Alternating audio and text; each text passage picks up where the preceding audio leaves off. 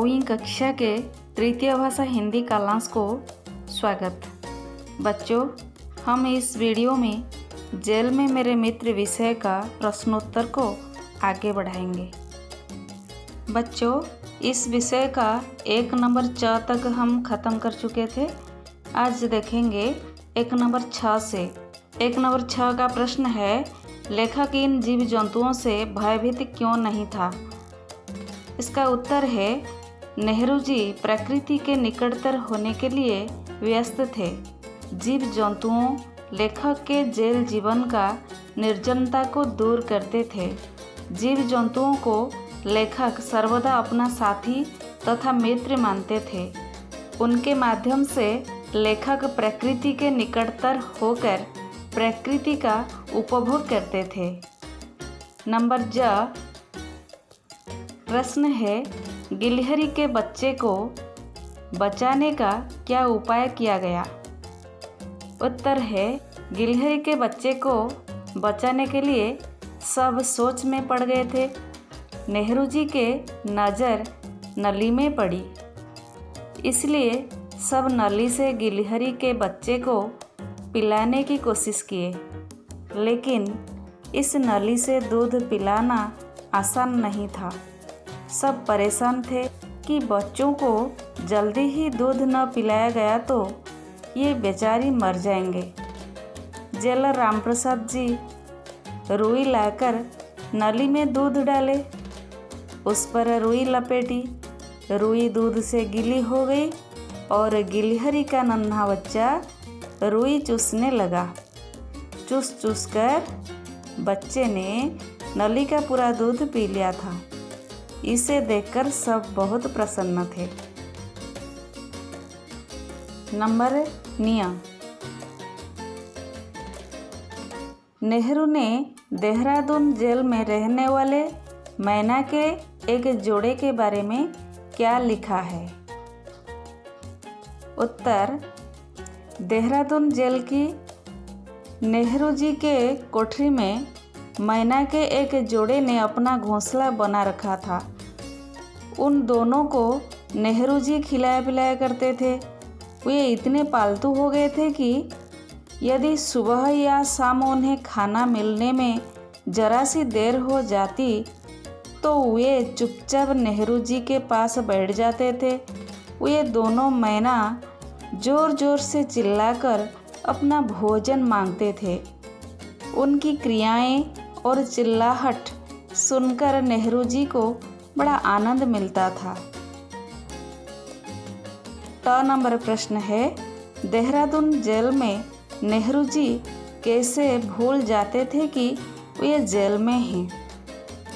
इसका उत्तर है, देहरादून जेल में नेहरू जी उस कोठरी के कोने कोने से परिचित हो गए थे। वहाँ के प्राणियों से भी भली भांति परिचित हो गए थे। कोयल की कूकना, गिलहरी की अटखेलियाँ और चिड़ियों की चिल्लाहट सुनकर इतने आनंदित थे कि वे भूल जाते थे वे जेल में हैं। देहरादून में सैकड़ों प्रकार की चिड़ियाँ थीं। वे गाती, चहचहाती, मधुर ध्वनि करती थीं। इनमें सर्वश्रेष्ठ कोयल की पुकार रहती थी। उसकी कुहू सुन वे इतने आनंदित हो उठते और भूल जाते कि जेल में हैं। नंबर 8 प्रश्न, बरेली जेल में बंदरों के साहस की कैसे विजय हुई। इसका उत्तर है, बरेली जेल में बंदरों का एक दल बसा हुआ था और उनमें से एक बंदर का बच्चा जेल के बैरक में आ गया, पर लौटकर फिर दीवार में न चढ़ सका। वार्डनों और कैदियों ने उसे पकड़ लिए और एक रस्सी से बांध दिए। ऊंची दीवार के ऊपर से उस बच्चे के माँ बाप यह देखकर ज़्यादा क्रोधित हो गए। एकाएक उनमें से एक बहुत बड़ा और मोटा बंदर खीं खीं करता नीचे कूदा। उसने भीड़ पर सीधा आक्रमण किया। यह बहुत बहादुरी काम था, क्योंकि वार्डन और कैदियों हाथों में बड़े बड़े डंडे घुमा रहे थे। यहाँ साहस की विजय हुई।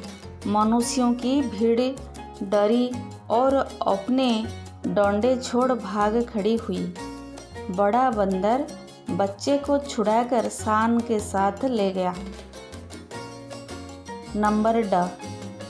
प्रश्न, बरेली जेल के बिच्छू के बारे में नेहरू जी के क्या विचार था? उत्तर, जेल की कोठरी में अक्सर बिच्छू घूमते थे।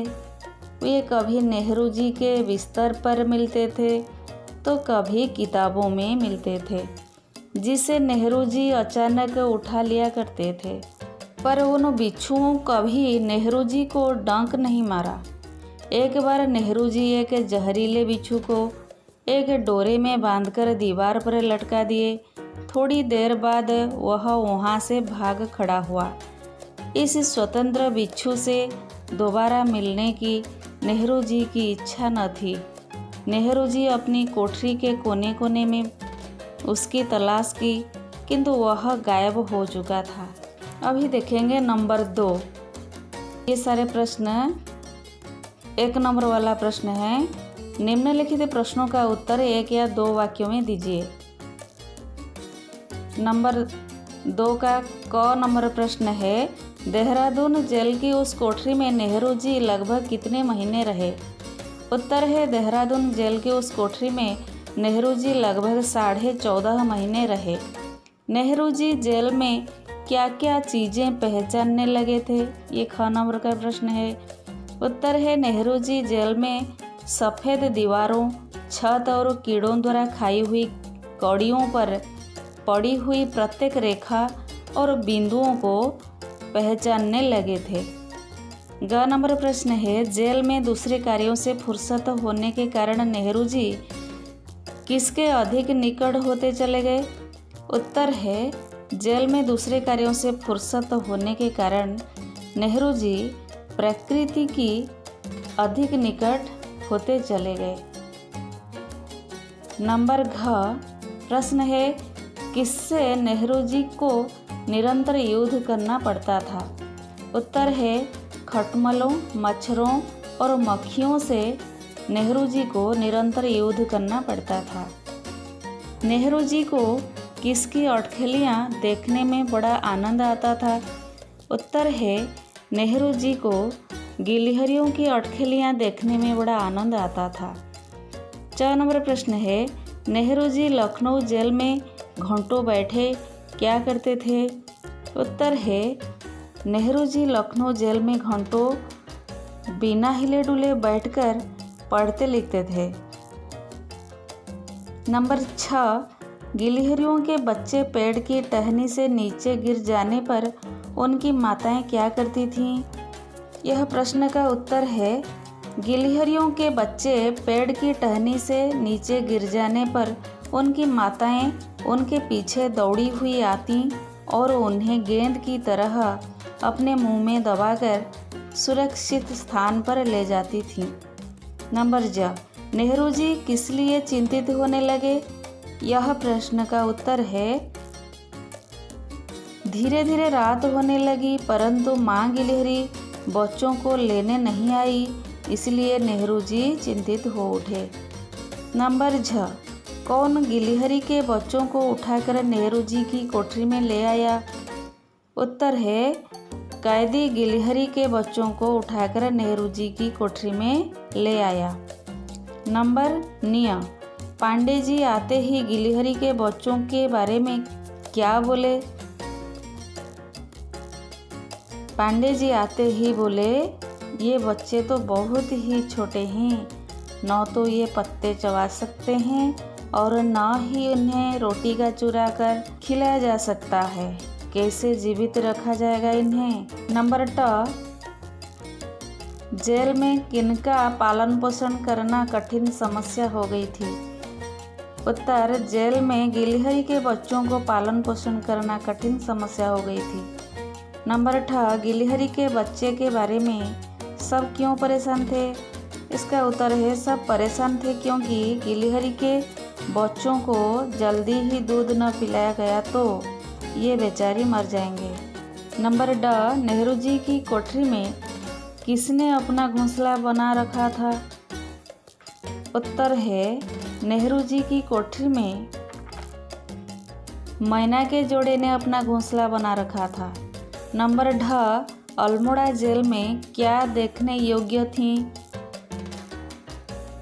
यह प्रश्न गलत है क्योंकि विषय में कहा गया है अल्मोड़ा की जेल को छोड़कर जितनी जेल को लेकर गए थे ये सब कबूतरों से भरी रहती थी, तो अल्मोड़ा जेल के बारे में और कुछ नहीं बताया गया है। यह प्रश्न गलत है। नंबर ण, बरेली जेल में क्या देखने योग्य थी? उत्तर है बरेली जेल में बंदरों की किस्में देखने योग्य थी। नंबर त, भीड़ पर किसने सीधा आक्रमण किया? इसका उत्तर है भीड़ पर एक मोटा बंदर ने सीधा आक्रमण किया। नंबर थ, नेहरू जी ने अपनी कोठरी में किसकी तलाश की? इसका उत्तर है नेहरू जी ने अपनी कोठरी में जहरीले बिच्छू को तलाश की। नंबर द, सांप के बारे में नेहरू जी के मन में क्या विचार थे? उत्तर, नेहरू जी सांप को स्वागत नहीं करते थे, लेकिन अन्य लोगों की तरह नहीं डरते थे।